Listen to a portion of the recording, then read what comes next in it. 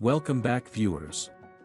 Today we are diving deep into a fascinating topic that explores the intriguing link between dental care and mental cognitive decline. You may be wondering, what does oral health have to do with the functioning of our brains?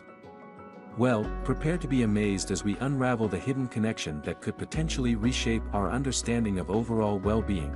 Emerging research in the field of dentistry and neuroscience is uncovering a compelling association between poor oral health and cognitive decline. Scientists have discovered that chronic inflammation caused by untreated oral diseases can trigger a cascade of inflammatory markers throughout the body, including the brain. This chronic inflammation, in turn, has been linked to an increased risk of neurodegenerative disorders, such as Alzheimer's disease and dementia. In this video series, we will delve deeper into the intricate relationship between dental care and cognitive decline. We will explore the latest scientific research, interview renowned experts, and share practical tips on maintaining optimal oral health to support our cognitive well-being. Join us on this captivating journey as we uncover the fascinating connections between our mouths and minds. So, don't forget to hit that subscribe button and turn on notifications, because you won't want to miss a single episode of this groundbreaking series. We are taught to wash our teeth beginning at a young age in order to prevent tooth loss as we mature. It now appears that more than only our gums' health is at risk. Poor oral hygiene could affect our brain. Japanese researchers discovered a link between tooth loss, gum disease, and shrinking in the hippocampus, a part of the brain associated with memory loss and Alzheimer's disease. Shockingly, the findings imply that, in some circumstances, it may be preferable to remove unhealthy teeth in order to protect not only the gums' health but also the health of the brain.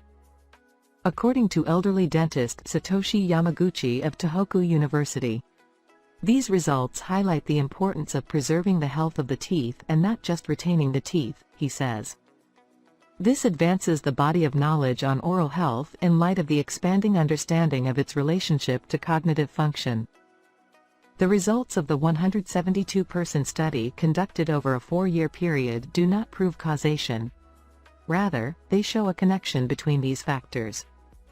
However, the ramifications of studies like this one may change how dentists decide on important issues involving our dental health. The participants, all 55 years of age or older, completed memory assessments at the start of the study, and the researchers used questionnaires and medical exams to gather information on each participant's general health and medical history. Study participants were only accepted if they did not already have memory problems. Yamaguchi and his team used magnetic resonance imaging, MRI, to measure the volume of their hippocampus at baseline and 4 years later. Dentists measured the number of teeth in each participant and looked at periodontal probing depth, PD, a measurement of the gum tissue surrounding each tooth that can reveal gum disease. Tooth loss and gum disease, which is inflammation of the tissue around the teeth that can cause shrinkage of the gums and loosening of the teeth, are very common, Yamaguchi notes, so evaluating a potential link with dementia is incredibly important. A normal range for PD is between 1 and 3 mm. Mild gum disease is defined as PD of 3 to 4 mm in many areas, and severe gum disease is defined as PD of 5 to 6 mm in multiple spots. The average PD for each participant at baseline and 4 years later served as the basis for the analysis. The number of teeth and the severity of gum disease were linked to alterations in the left hippocampus of the brain, the researchers found. The hippocampus loses volume early in the course of Alzheimer's disease.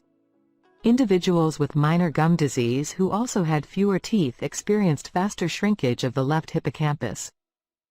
In those with minor gum disease, one less tooth increased the pace of brain shrinkage by an amount that was almost comparable to an additional year of brain aging. On the other hand, having more teeth was associated with a higher rate of brain shrinkage in the same location in people with severe gum disease. In those with severe gum disease, the additional left hippocampal shrinkage brought on by one additional tooth was comparable to 1.3 years of brain aging. These disparities were discovered when the researchers took the participants' ages into consideration. According to Yamaguchi's research, keeping teeth with severe gum disease may lead to brain atrophy. It's essential to stop gum disease from spreading by visiting the dentist regularly. Since the study only included a limited group of participants from a single location of Japan, more research is needed before drawing broader conclusions from the findings. Nevertheless, it serves as a reminder to us all that having white teeth is crucial not only for lifelong chomping but also for maintaining clear thinking. Our study found that tooth loss and gum disease may play a role in the health of the brain area that controls thinking and memory, giving people another reason to take better care of their teeth, claims Yamaguchi. As we conclude this eye-opening exploration, we hope you've gained valuable insights into the profound impact of dental care on mental cognitive decline.